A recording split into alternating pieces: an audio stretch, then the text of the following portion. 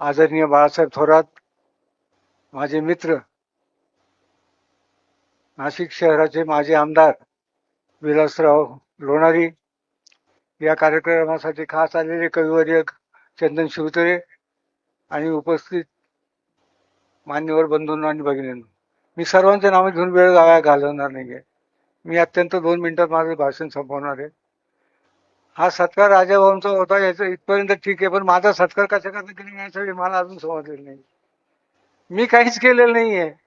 मी ना विरोधात होतो, ना बाजूला होतो, ना काही होतो. मी काहीच केलं नाही. फक्त मी एकच गोष्ट राजाभाऊला सांगितली की जिथं आहात तिथं ठामपणे राहा. आपल्या कुटुंबाच्या नावाला, आपल्या कुळाला कुठेही धक्का पोहोचणार नाही असं वागा. कशाच्याही लोभात पडू नका. आणि त्याप्रमाणे ते वागले, त्याबद्दल मला अभिमान आहे. एवढं बोलताना थांबतो. जय हिंद, जय महाराष्ट्र. नमस्कार. सन्माननीय बाळासाहेब थोरात, आमचे मित्र प्रकाश भाऊ वाजे, आज आपण ज्यांच्या सत्कारासाठी खास जमले आहात तेच म्हणतात माझे पुतणे राजाभाऊ वाजे, प्राध्यापक चंदनशिव. आज या कार्यक्रमात येऊन मी कृतकृत्य झालोय, कारण मी राजकारणात नाही. मी आता फक्त राजकारणातला एक मतदार आहे.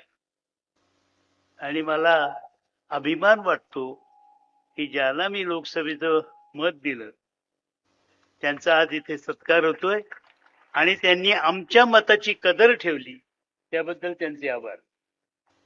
राजाभाऊ, आपण म्हणता माझा सत्कार कशासाठी?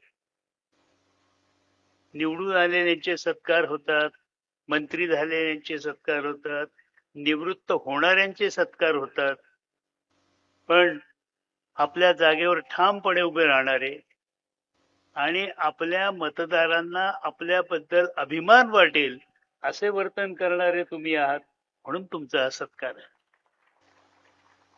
तुमच्यावर या तालुक्यातल्या लोकांनी प्रेम केलं. तालुक्यातल्याच नाही तर नाशिक लोकसभा मतदारसंघातल्या सगळ्यांनी प्रेम केलं. तुम्ही जेव्हा हा निर्णय घेतला, खरं म्हणजे निर्णय न घेतला, कारण निर्णय घ्यायचा होता पक्ष सोडण्याचा, तो तुम्ही न घेतल्याबद्दल आम्हाला सगळ्यांना खूप आनंद झाला. आणि त्याच दिवशी मी भाऊंकडे पोस्ट टाकली की आम्हाला अभिमान वाटतो की आम्ही राजाभाऊंचे आमदार मतदार आहोत. या देशात हे दुर्मिळ आहे. राजकारणातला माणूस एका ठिकाणी राहणं, कुठल्याही प्रलोभनाला बळी न पडणं, हे खरोखर दुर्मिळ आहे. आणि तो दुर्मिळ काम तुम्ही केलं म्हणून तुमचा हा सत्कार आहे.